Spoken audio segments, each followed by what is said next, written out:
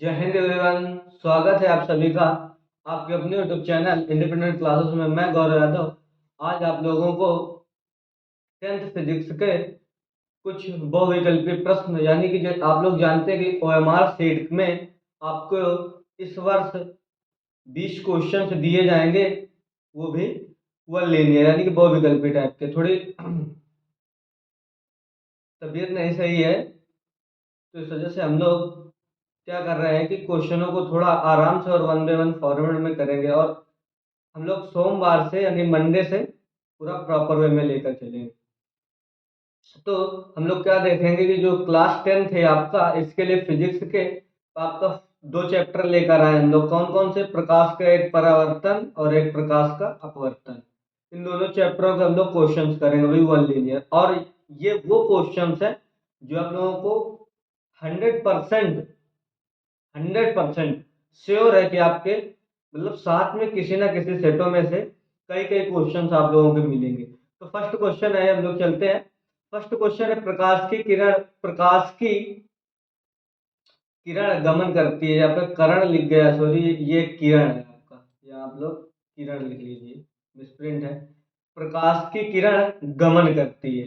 तो प्रकाश की किरण कहाँ कहाँ पर चल सकती है, ये आप लोग किस प्रकार जानेंगे कि प्रकाश की किरण के चलने के लिए हमें कौन कौन से माध्यम अवेलेबल होने चाहिए। तो पहला आप लोग देख रहे हैं कि प्रकाश किरण सीधी रेखा में चलती है या टेढ़ी रेखा में चलती है या किसी भी, इस पे है किसी भी लिखा है, इस पे आप लोग इस प्रकार किसी भी दिशा में इनमें से कोई नहीं।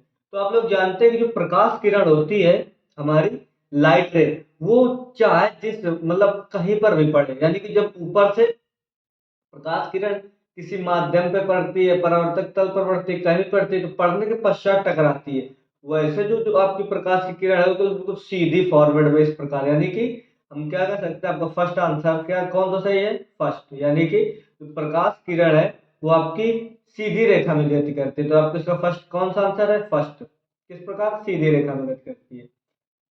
सेकंड क्वेश्चन है आपका, प्रकाश का प्रकाश का वेग न्यूनतम होता है। तो आप लोग जानते हैं प्रकाश का वेग न्यूनतम यानी कि कम से कम क्या होता है। तो जो प्रकाश होता है ये डिपेंड करता है माध्यम पे। किस पे डिपेंड करता है? माध्यम पे। तो यदि आपका माध्यम जितना विरल है, विरल का मतलब क्या? हल्का, यानी कि जिसमें वायु का वायु जो है आपकी वो ज्यादा है, विरल माध्यम। यदि आपका माध्यम विरल है तो जो प्रकाश का वेग होगा, यदि आपका माध्यम है तो उस पर जो प्रकाश का वेग होगा वो न्यूनतम होगा। तो इसमें आप लोग ये प्रकाश का न्यूनतम ढूंढना है। तो न्यूनतम किस पे मिलेगा हम लोग को? सघन माध्यम में। और सबसे सघन माध्यम यहाँ पर कौन सा है? ये आपका निर्वात सबसे विरल, उसके बाद वायु, वायु या निर्वात लगभग एक ही समान होते हैं, उसके बाद जल आपका उससे, और सबसे कांच, सबसे सघन माध्यम। तो न्यूनतम वेग के लिए हमें सबसे सघन माध्यम चाहिए, और सबसे सघन माध्यम कौन सा है? आपका कांच। तो आपका जो आंसर सही होगा वो डी, यानी कि डी विल बी आपका राइट। नेक्स्ट है आपका, मोटर गाड़ी के चालक के सामने लगा रहता है। आप लोग ये देखिए कि जो गाड़ी चालक है, ये नहीं कर रहा है कि जो आपकी मोटर कार होती है उसकी हेडलाइट बोलते हैं जिसे। तो वो बोल रहा है कि जो मोटर मोटर गाड़ी है, मोटर गाड़ी के चालक के सामने लगा रहता है। तो जो मोटर गाड़ी होती है उसका चालक, मोटर गाड़ी या कोई भी गाड़ियां होती हैं उसके जो चालक में हेडलाइटें लगी होती हैं। तो हेडलाइटों में जो दर्पण लगा होता है वो आपको कौन सा दर्पण होता है? अवतल दर्पण। कौन सा? अवतल दर्पण। लेकिन मोटर गाड़ी के चालक के सामने लगा रहता है। चालक के हेडलाइट की बात नहीं कर रहे, चालक के सामने। और चालक के सामने का मतलब आप लोग ये देखते हैं, जैसे कोई गाड़ी होती है चार पहिए, तो उस पर आप लोग पीछे के देखने के लिए साइड मिरर के साथ में एक बीच में मिड में आपको गाड़ी के मिड में एक शीशा यानी कि दर्पण लगा रहता है, जो हमें पीछे के गाड़ी के अंदर की जो पीछे की गतिविधियां हैं उनको देखने के लिए होता है। तो वो जो आपका मिरर लगा रहता है, तो वो मिरर जो आपका होता है, तो उसी की बात कर रहे हैं, गाड़ी के चालक के सामने लगा रहता है। तो वो मिरर आपका क्या होता है, चालक के सामने लगा होता है। तो वही मिरर जो होता है वो कौन सा होता है, आपका उत्तल दर्पण। या हम लोग इसी को बोल सकते हैं साइड मिरर। आप लोग बोल, सेम क्वेश्चन, इसी पे आंसर सेम होगा इसका। क्वेश्चन यहाँ पर क्या हो सकता है कि जो मोटर गाड़ी चालक होते हैं, उनके साइड मिरर के सामने लगा रहता है कौन सा दर्पण, तो वो भी आपका आंसर क्या होगा, उत्तल दर्पण। कौन सा दर्पण, यानी कि बी आप नंबर आपका राइट आंसर। उसके बाद नेक्स्ट चलते हैं हम लोग। बोल रहा है सॉरी, थोड़ा तबीयत नहीं सही है। मोटर कार के हेडलाइट में किसका, सॉरी ये मिसप्रिंट है शायद, पीडीएफ पूरी कसक का लिखा था, सॉरी किसका, किसका प्रयोग होता है Sorry। मोटर कार की हेडलाइट, अभी मैंने आपको जब ये क्वेश्चन बता रहा था तो उसमें मैंने आप लोगों को एक क्वेश्चन बताया कि मोटर कार की जो हेडलाइट होती है, तो हेडलाइट में आपको कौन सा दर्पण होता है, अवतल दर्पण। कौन सा दर्पण, अवतल दर्पण। ये इसका सी नंबर राइट होगा। तो यहाँ पर इस पर हम लोग, इस पर क्या बोला था कि जो चालक गाड़ी होती है उसके सामने, चालक के सामने कौन सा मिरर यानी कि दर्पण लगा होता है, तो वो आपका उत्तल था। और हेडलाइट में कौन सा दर्पण लगा होता है, तो वो आपका अवतल था। नेक्स्ट है आपका समतल दर्पण द्वारा बना प्रतिबिंब होता है। तो आप लोग जानते हैं कि जो समतल दर्पण द्वारा बना प्रतिबिंब होता है वो पार्श्विक उल्टा होता है, पार्श्विक उल्टा। और वास्तविक प्रतिबिंब होता है, वास्तविक, वास्तवक नहीं, सॉरी मिसप्रिंट है कहीं कहीं पीडीएफ आपकी, वास्तविक। तो समतल दर्पण जो प्रतिबिंब बनाता है वो आपके कैसे प्रतिबिंब बनाता है कि फर्स्ट आपका ऑप्शन है वास्तविक प्रतिबिंब, सेकंड आपका ऑप्शन है काल्पनिक प्रतिबिंब, और ये आपका डी नंबर का ऑप्शन है आपका इनमें से कोई नहीं। तो आप लोग बता सकते हैं कि जो समतल दर्पण होता है इसके द्वारा जो बना प्रतिबिंब होता है आपके, वो काल्पनिक प्रतिबिंब होते हैं। क्यों, जब आप लोग मिरर पर देखते हैं अपने आप को, तो वो आपका वास्तविक बॉडी नहीं होती है, वो आपका प्रतिबिंब होता है। और जो प्रतिबिंब होता है, यानी कि जो समतल दर्पण वाले ऐसे प्रतिबिंब होते हैं जो आपके काल्पनिक होते हैं, जिनको हम पर्दे पर प्राप्त नहीं कर सकते हैं। तो ये आपका बी नंबर आपका इसका राइट आंसर है। कौन सा, बी नंबर। उसके बाद नेक्स्ट चलते हैं हम लोग, लेंस की क्षमता का एसआई मात्रक। लेंस की क्षमता के कई मात्रक होते हैं, यानी कि कई मात्रक का दो मात्रक होते हैं। पहला आपका, यदि आपकी क्षमता डिपेंड्स ऑन फोकस दूरी, यानी फोकस दूरी पर डिपेंड करती है। यानी कि फोकस दूरी आपकी यदि आपकी सेंटीमीटर में होगी, तो आपकी जो क्षमता होगी वो सेंटीमीटर के हिसाब से ल्यूमेन में नापी जाएगी। और यदि आपकी फोकस दूरी, जो लेंस की क्षमता है, उस क्षमता आपकी मीटर में दी गई है, तो मीटर के हिसाब से लेंस की जो क्षमता होगी वो आपकी डायोप्टर में नापी जाएगी। और लेंस की क्षमता का फार्मूला, यानी कि P is equal to 1/f, क्या होता है, P is equal to 1/f। P आपकी लेंस की क्षमता, F आपकी फोकस दूरी। यहीं पर यदि आपको जो फोकस दूरी होगी, यहाँ ये फोकस दूरी आपकी किसमें होगी, मीटर, किसमें होगी, मीटर। और यदि आपको फोकस दूरी सेंटीमीटर में दे रखी हो, तो 100, यहाँ पर आप लोग 100 कर लीजिए इस प्रकार, 100/f। और ये फोकस दूरी जब होगी आपकी किस पर, सेंटीमीटर में। ये मैंने आप लोगों को बहुत अच्छे जब क्लास ली थी बोर्ड पे, उस पर बताया था। इस प्रकार ये आपका फार्मूला होगा इसका। नेक्स्ट है आपका प्रकाश की किरणों, जिस शायद मिसप्रिंट है सभी जगह, आप लोग पढ़ते रहे तो आप लोग जानते हैं कि जो मिसप्रिंट है वो हम सही कर लेंगे। प्रकाश की किरणों का पथ दर्शाने वाले चित्रों को कहा जाता है। तो प्रकाश के जो किरण होती है, जो आप लोग इस प्रकार लाइन ड्रॉ करते हैं प्रकाश की इस प्रकार, तो इनको चिन्हों को जो दर्शाने के लिए, वो क्या बोलते हैं, प्रकाश किरणों को दर्शाने के लिए चित्रों को कहा जाता है, तो वो आपके क्या होते हैं, किरण आ रहे, क्या होते हैं, किरण आ रहे। ये आपकी शायद इस मात्रा का जो आपकी मिसप्रिंट हो गई है, किरण वाली जो रेखा है वो आपकी, इसे आप लोग सही करेंगे इस प्रकार, किरण पुंज सही, सभी में आप लोग सही कर लेंगे। तो फर्स्ट सॉरी फर्स्ट है आपका कि प्रकाश की किरणों का पथ दर्शाने वाले चित्रों को कहा जाता है। पहला आपका किरण आरेख, दूसरा आपका फोकस दूरी सॉरी फोकस, तीसरा आपका किरण पुंज, चौथा इनमें से कोई नहीं।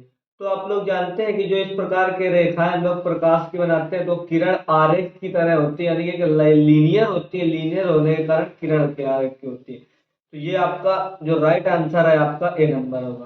ठीक, उसके बाद नेक्स्ट चलते हैं हम लोग। दे रखा है दो डायोप्टर दो डायोप्टर क्षमता वाले लेंस का फोकसांतर होता है, यानी कि दो डायोप्टर लेंस वाले क्षमता का जो लेंस होता है उसके हम लोग फोकस दूरी निकालेंगे। तो डायोप्टर जो क्षमता है इसे हम लोग किस पे लिखते हैं, पी से। तो यहाँ पर पी बराबर हम लोग क्या लिखेंगे, दो डायोप्टर, इस प्रकार। फार्मूला क्या होता है, हमें क्या निकालना है, फोकसांतर यानी कि फोकस दूरी। एफ एफ हमें क्या करना है, फाइंड आउट करना है। हम लोग फार्मूला क्या लगाएंगे, पी बराबर 1/f, जो मैंने अभी आप लोगों को ऊपर बताया। पी बराबर 1/f। अब 1/f क्यों लगाएंगे, क्योंकि फोकस दूरी है जो आपकी वो किस पर दे रखी है, डायोप्टर में। और डायोप्टर में जो आपकी सॉरी जो आपकी क्षमता है डायोप्टर में दे रखी है, तो फोकस दूरी आपकी किस में निकल के आएगी, मीटर में निकल के आएगी। तो यहाँ से आप लोग फार्मूला यहाँ पर नेक्स्ट लाइन पे क्या लगाएंगे, एफ बराबर 1/p। एफ बराबर 1/, सॉरी,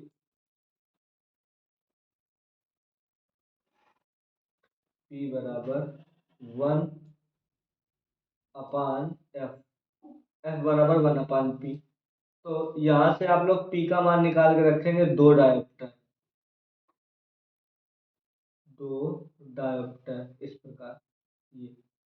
तो यह बराबर 1/2, यानी कि एफ बराबर जो आपकी आएगी वो 0.5 मीटर। अब जब आप लोग इसे सेंटीमीटर में चेंज करेंगे तो ये आपका आ जाएगा 50 सेंटीमीटर। किस प्रकार, 1 मीटर बराबर 100 सेंटीमीटर। आप लोग इसे 100 से मल्टीप्लाई कराएंगे सेंटीमीटर बदलने के लिए, 100। इस प्रकार इसे आप लोग जीरो हटा देंगे, नीचे एक जीरो बढ़ जाएगा इस प्रकार। ये जीरो इस जीरो से कैंसिल, ये 5, ये आपका 50, यानी कि 50 सेंटीमीटर। डी विल बी आपका राइट आंसर। तो हमने क्या देखा कि जो आपकी दो डायोप्टर क्षमता वाले जो लेंस होता है उसका जो फोकस अंतर यानी कि फोकस दूरी होती है वो आपकी 50 सेंटीमीटर या 0.5 मीटर, इसे हम लोग आधा मीटर भी बोल सकते हैं। नेक्स्ट है आपका किसी उत्तल लेंस, ये सभी जगह मिसप्रिंट है, इसे आप लोग किसी कर लें। किसी उत्तल लेंस का फोकसांतर 50 सेंटीमीटर है तो उसकी क्षमता होगी। सेम क्वेश्चन अभी मैंने क्या बताया कि इस लेंस की जो फोकस दूरी थी वो दो डायोप्टर थी, और जो फोकसांतर है वो तो क्या है 50 सेंटीमीटर। और ये लेंस कौन सा है, उत्तल। उत्तल लेंस की जो क्षमता होती है वो भी धनात्मक होती है, और जो फोकस दूरी होती है वो भी आपकी धनात्मक होती है। चिन्ह पर पार्टी मैंने पिछले क्लास में बहुत अच्छे से बता रखा है। तो ये क्वेश्चंस आप लोग खुद से करेंगे, आप लोग इसका स्क्रीनशॉट लें और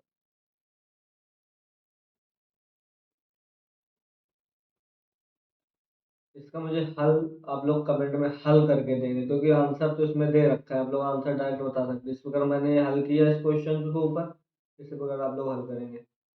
नेक्स्ट है आपका प्रकाश की किरण के समूह को क्या कहते हैं।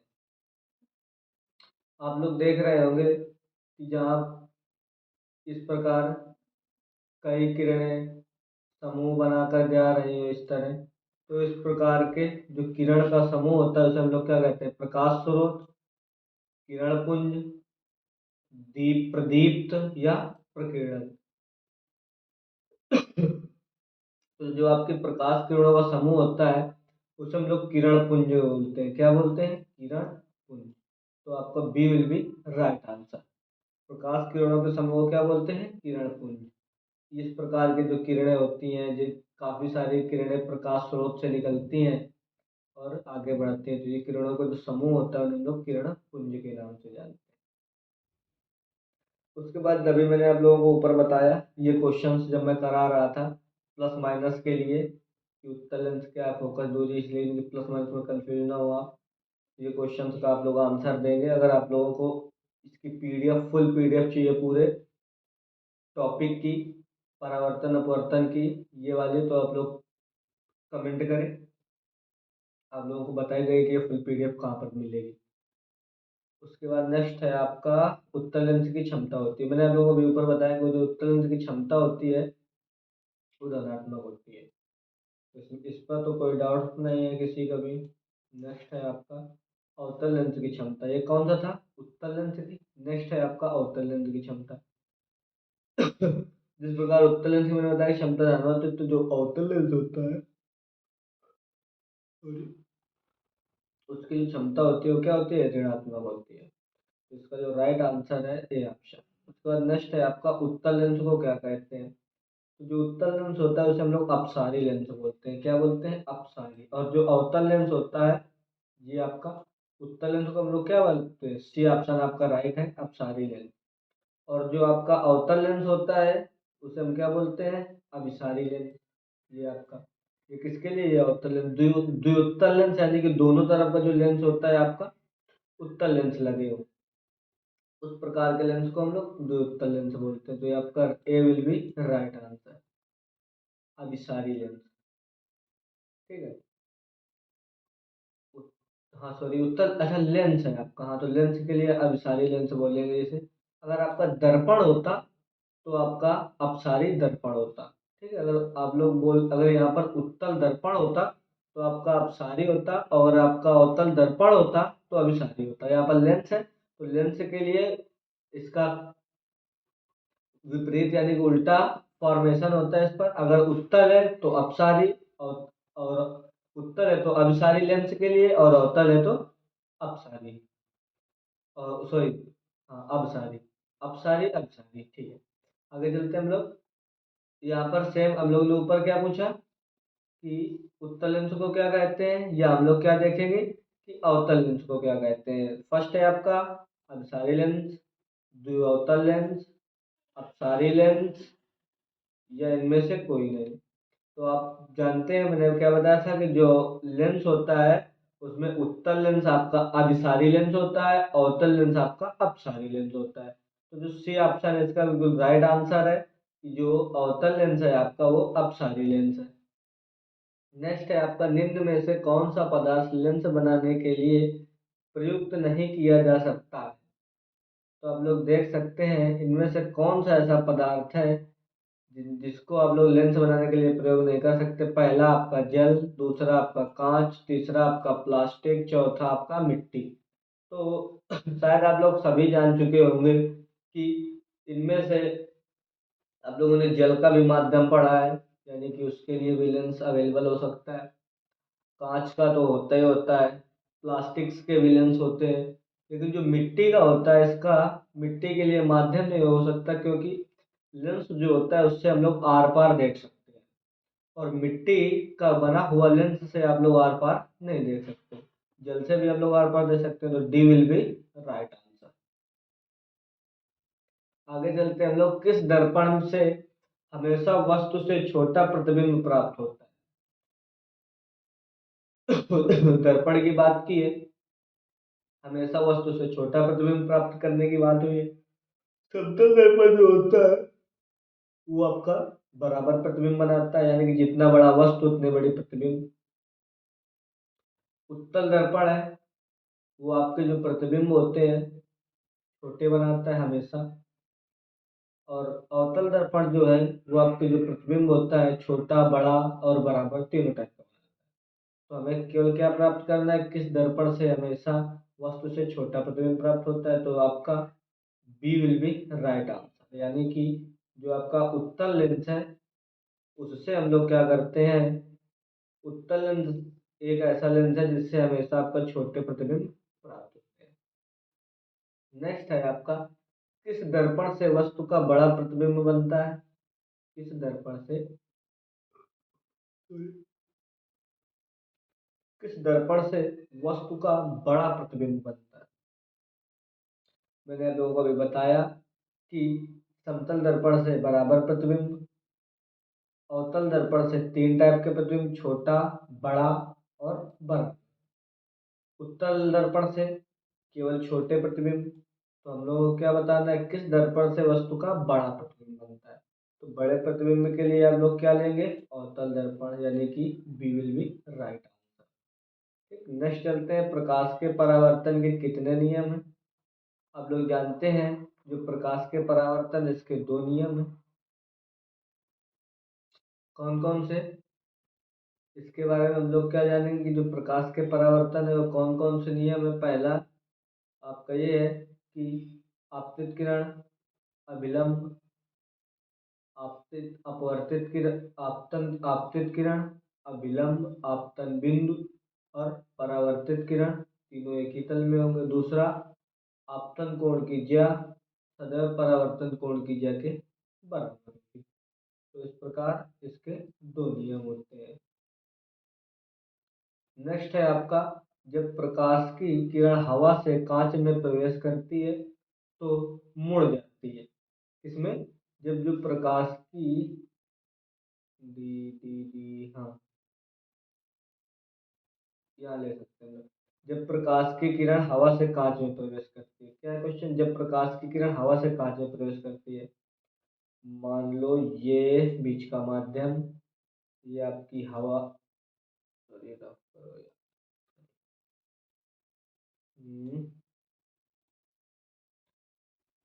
ये आपका माध्यम बीच का, ये आपका कांच, ये गिलास रेसे है इसमें, गिलास में ये आपका गिलास हो गया, यानी कि कांच, इसके लिए हम लोग जी बना देंगे गिलास के लिए, और वायु के लिए ए, यानी कि एयर। ये एयर है आपका, ये ग्लास है। जब प्रकाश की किरण हवा से कांच में प्रवेश करती है तो मुड़ जाती है। परावर्तन की शर्त के, अपवर्तन की शर्त के हिसाब से हम लोग क्या करेंगे कि अभिलंब खींच देंगे। यहाँ से प्रकाश की किरण जब गुजरेगी, सॉरी,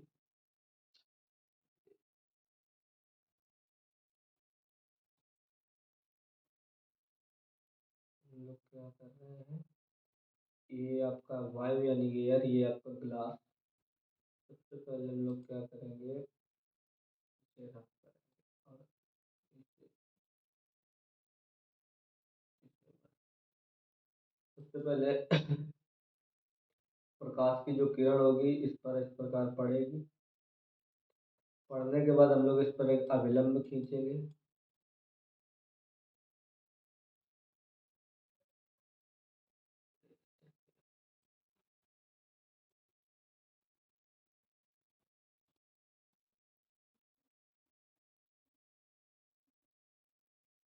ये लो, हम लोग क्या करेंगे,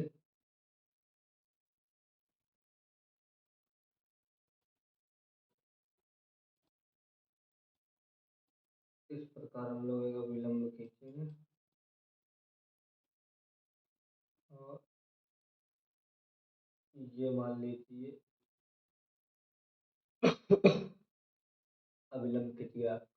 और ये आपकी आपतित किरण है,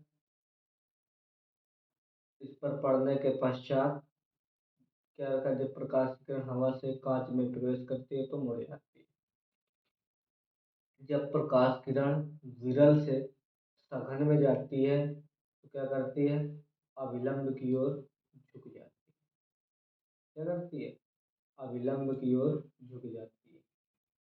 तो जब प्रकाश की किरण वह में जाती है तो क्या करती है, अभिलंब की ओर झुक जाती है। पहला है आपका अभिलंब से दूर, गलत। अभिलंब के निकट, हो सकता है। अभिलंब के समांतर, बिल्कुल गलत। क्रांतिक कोण की दशा हो जाएगी तो समांतर हो जाएगा। डी है आपका, अभिलंब से कोई नहीं, ये भी गलत है आपका। बी विल बी आपका राइट आंसर। यानी कि प्रकाश किरण जब आपकी विरल से सघन में जाती है तो अभिलंब की ओर झुक जाती है। नेक्स्ट है आपका फोटोग्राफी कैमरा का अभिदृष्टक होता है। फोटोग्राफी कैमरा आप लोग जानते हैं, जिससे आप लोग फोटोग्राफी करते हैं, यानी कि फोटो खींची जाती है, जिससे मैं आप लोगों को दिख रहा हूँ कैमरे की मदद से।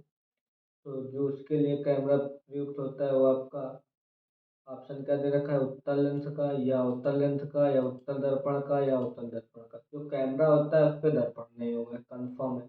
लेंस होते हैं कैमरे में, ये सबको पता है। तो यानी कि ये दो ऑप्शन तो बिल्कुल गलत। ऑप्शन आप लोगों को हल करने के फार्मूला बता रहा हूँ कि मतलब 90% ऐसा होता है कि जो चारों ऑप्शन होते हैं, चार में से आप लोग दो बाहर कर देते हैं, बचते हैं दो आपके। दो तो हम सब लोग कन्वर्ट कर देते हैं। दो में सस्पेंस होता है कि कौन होगा कौन होगा। तो आप लोग ये देख रहे होंगे कि जो अवतल दर्पण होता है वो अवतल लेंस होता है, सॉरी, वो क्या करता है, जैसे दर्पण जो अवतल होता है वो किरणों को सिकोड़ता है, उसी प्रकार जो अवतल लेंस होता है वो किरणों को क्या करता है, फैलाता है।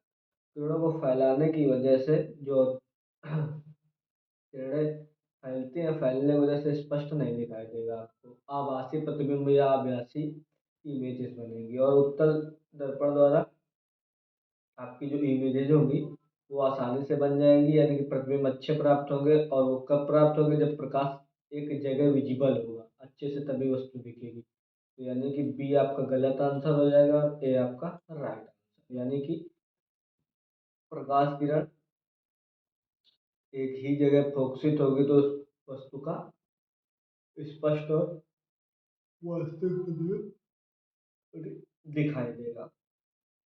यानी कि ए विल बी राइट आंसर। तो दोस्तों, सबसे पहले आप लोग कमेंट में ये बताइए कि आप लोगों को क्लास कैसी लगी। उसके बाद आप लोग ये देखेंगे कि मेरे पास बहुत सारे क्वेश्चंस हैं। ये देखिए आप लोग, इस तरह काफ़ी क्वेश्चंस हैं जो आपकी आने वाली जो परीक्षाएं हैं, बोर्ड एग्जाम, उनमें आप लोगों की मदद करेंगी। तो इस टाइप के काफ़ी सारे क्वेश्चंस हैं मेरे पास। तो यदि आप लोगों को इसकी पीडीएफ चाहिए तो आप लोग कमेंट करें, पहली बात। और दूसरी कि जो मैंने क्वेश्चंस आपको एक या दो क्वेश्चन छुड़वाए हैं, उन क्वेश्चंस को आप लोग कमेंट में हल करके आंसर देंगे, कोई भी चीटिंग नहीं करेगा।